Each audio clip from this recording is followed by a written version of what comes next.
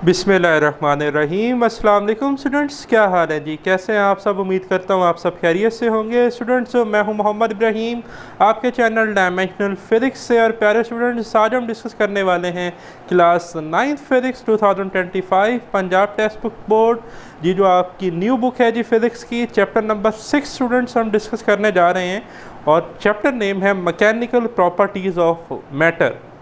ठीक है जी स्टूडेंट्स, हमारी रोज़मर्रा की ज़िंदगी में मैटर जो है वो हमारे आसपास सराउंडिंग में हम इटसेल्फ खुद जो है वो एक तरह का मैटर हैं। ठीक है जी, और मैटर की आपने 3 स्टेट्स जो है अपने प्रीवियस साइंसेस में अच्छे से पढ़ी, सॉलिड, लिक्विड और गैसेस। और मैटर जो है इसमें हमारे पास एटम्स और मॉलिक्यूल्स के दरमियान अट्रैक्टिव फोर्सेस होती हैं। और वो जो अट्रैक्टिव फोर्सेस हैं वो किसी में वीकर हैं, किसी में स्ट्रॉन्गर हैं, किसी में क्लोजली पैक्ड स्ट्रक्चर है। डिफरेंट हमारे पास जो है जी वो मैकेनिज़म्स हैं डिफरेंट मैटर्स में। तो आज का जो हमारा टॉपिक है वो है mechanical properties of matter. Mechanical properties of matter में हम मटेरियल को जो है वो अप्लाइड फोर्सेस के अंदर प्लेस करते हैं। ठीक है, डिफरेंट तरह की वो अप्लाइड फोर्सेस हो सकती हैं। कोई स्प्रिंग है तो वो उसको कंप्रेस कर सकती है या उसकी लेंथ में इंक्रीज़ आ सकती है, उसको एक्सटेंड कर सकती है, उसकी शेप चेंज की जा सकती है। और इसी तरह एरिया में चेंज आया जा सकता है, वॉल्यूम में चेंज लाया जा सकता है। ये सारा काम हम इसलिए कर सकते हैं कि हमें पता चले कि मटेरियल जो है वो इंजीनियरिंग के लिए या टेक्नोलॉजी पर्पस के लिए कितनी स्ट्रेंथ रखता है, उसकी हार्डनेस कैसी है, उसकी इलास्टिसिटी कैसी है। इलास्टिसिटी मीन कि हमने अगर उसको डिस्टर्ब किया उसकी शेप से तो क्या वो अपनी असल या ओरिजिनल शेप में वापस आ सकता है। या प्लास्टिसिटी क्या है? प्लास्टिसिटी ये है कि अगर हमने उसके ऊपर कोई फोर्स लगाई तो वो किस लिमिट तक वो फोर्स बर्दाश्त करेगा, उसके बाद वो परमानेंटली एक न्यू शेप में चला जाएगा और वो वापस अपनी ओरिजिनल शेप में नहीं आएगा। तो ये सारा का सारा हमने इस चैप्टर में डिस्कस करना है। तो सबसे पहले डिफ़ाइन कर लेते हैं मैकेनिकल प्रॉपर्टीज़ ऑफ मैटर को। Mechanical properties describe how a material responds to the applied forces. Mechanical properties हमें ये बताती हैं कि कोई भी मटेरियल जो कि मैटर से बना है वो अप्लाइड फोर्सेस को किस तरह से रिस्पॉन्ड करता है।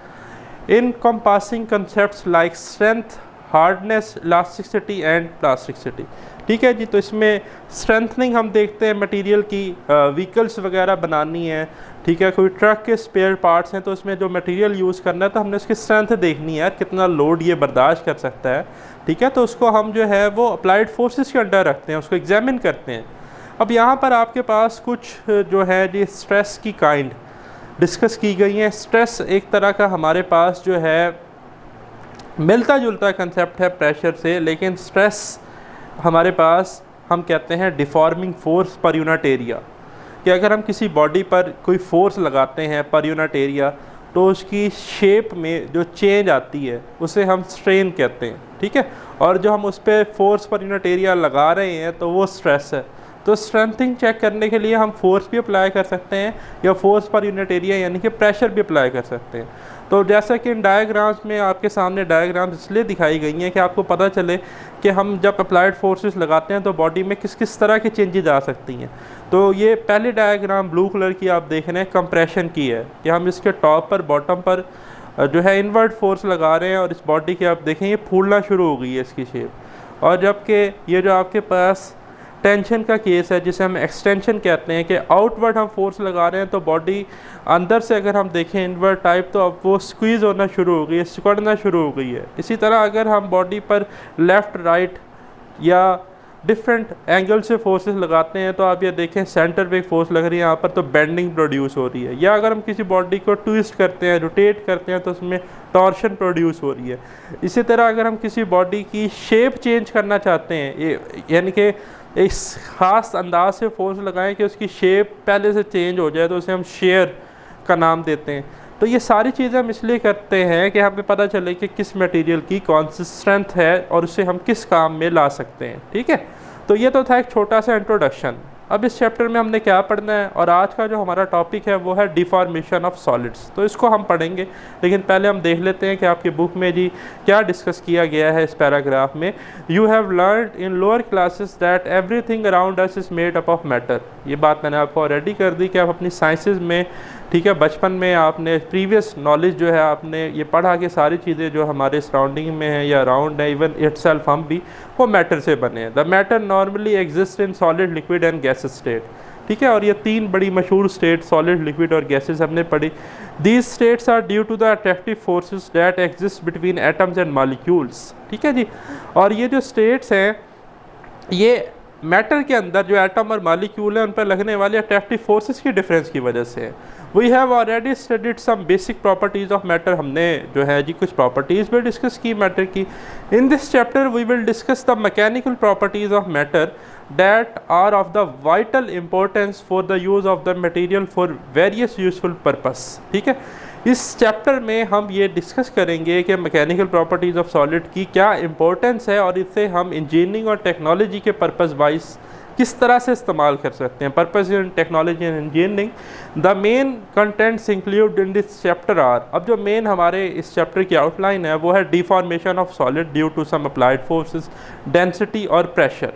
इन चीज़ों को हमने बारीकी से डिटेल में इस चैप्टर में डिस्कस करना है। तो आज का जो प्यारे स्टूडेंट्स हमारा वीडियो लेक्चर है वो है जी 6.1 डिफॉर्मेशन ऑफ सॉलिड्स। ठीक है जी, तो अब हम बात कर लेते हैं डिफॉर्मेशन की। तो डिफॉर्मेशन क्या है कि किसी भी सॉलिड की जो शेप है, लेंथ है, वॉल्यूम है, उसमें चेंज लाना। और हम ये देखेंगे कि अगर उस अप्लाइड फोर्स के बाद वो मटेरियल असल हालत में वापस आ सकता है या आ जाता है तो हम कहते हैं कि उसके पास इलास्टिसिटी वो रखता है।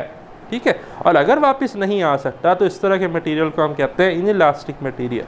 ठीक है, तो ये हमने सारा डिस्कस करना है। तो देखें, we have observe that an external force applied on an object can change its size और शेप। स्टूडेंट्स, हम ये जानते हैं कि अगर हम किसी ऑब्जेक्ट के ऊपर, फॉर एग्जांपल स्प्रिंग है, अगर हम उसके ऊपर कोई एक्सटर्नल फोर्स लगाते हैं तो हम उसके साइज, शेप में, लेंथ में चेंज ला सकते हैं। Such a force is known as deforming force. ठीक है, तो पेपर में डेफिनेशन आ सकती है, मार्क कर लें, बड़ा इंपॉर्टेंट शॉर्ट क्वेश्चन है। What is mean by deforming force? The external applied force on an object can change its shape or size are called deforming force। ठीक है, for example, and appropriate force applied to a spring, यहाँ पर spring का जिक्र आ गया है, can increase its length, अगर increase होगी लेंथ तो उसे कहते हैं एक्सटेंशन। ये मैंने बात ऊपर डायग्राम में आपको दिखाई। और कास्ट कंप्रेशन, अगर कंप्रेस करेंगे तो लेंथ रिड्यूस होगी, thus reducing it length. Paper में एमसीक्यूज आ सकता है कि आपके पास जो है कंप्रेशन में लेंथ रिड्यूस होगी और आपके पास एक्सटेंशन में लेंथ इंक्रीज होगी। तो ये आप एमसीक्यूज के लिए मार्क कर लेंगे।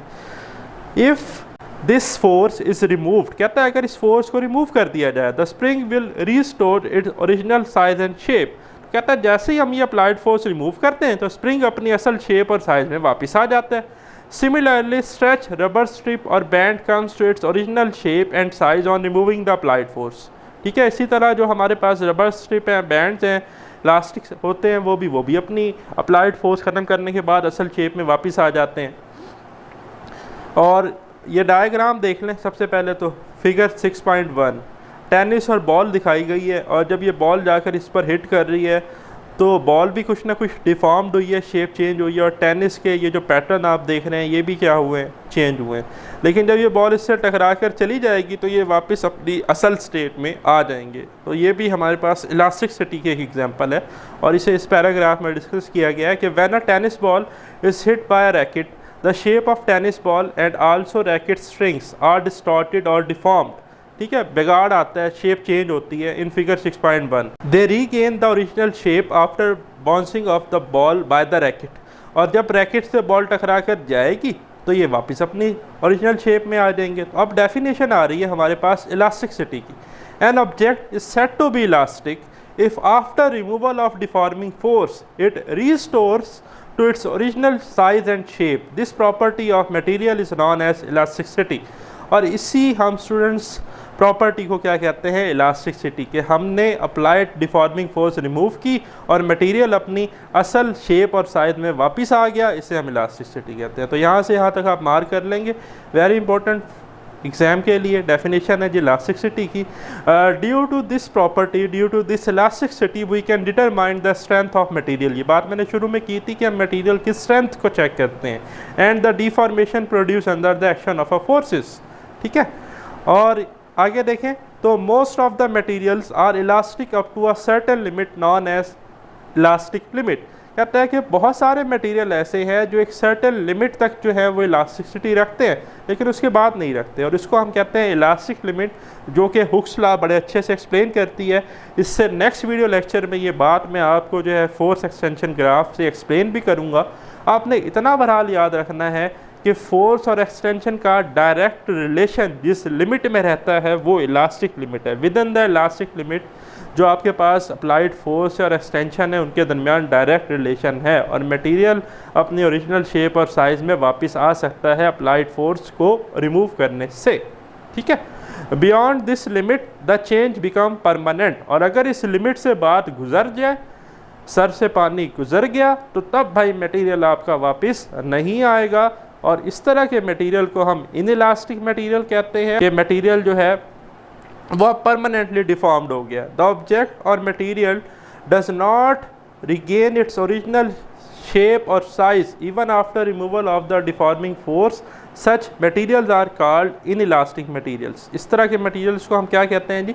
Inelastic materials. और ये सारे इन्फॉर्मेशन में एमसीक्यूज और शॉर्ट आ सकता है, डिस्कस किए गए हैं कि some materials such as clay dough और प्लास्टिसाइन, ये जो आपने प्लेडो देखा है बचपन में, मैंने नीचे एक पिक्चर भी अटैच की है, सारे बच्चे तकरीबन इससे खेलते हैं, डिफरेंट तरह की शेप्स बनाते हैं। ठीक है जी, आर्ट होती है हर बच्चे में और वो इससे इंजॉय करते हैं। तो ये जो आपका क्ले, अगर हम इसकी कोई शेप में चेंज लाते हैं तो ये वापस अपने ओरिजिनल स्टेट में नहीं आता। तो ये इस तरह का मटेरियल इनइलास्टिक मटेरियल है। गिलास हमारे पास इनइलास्टिक मटेरियल है।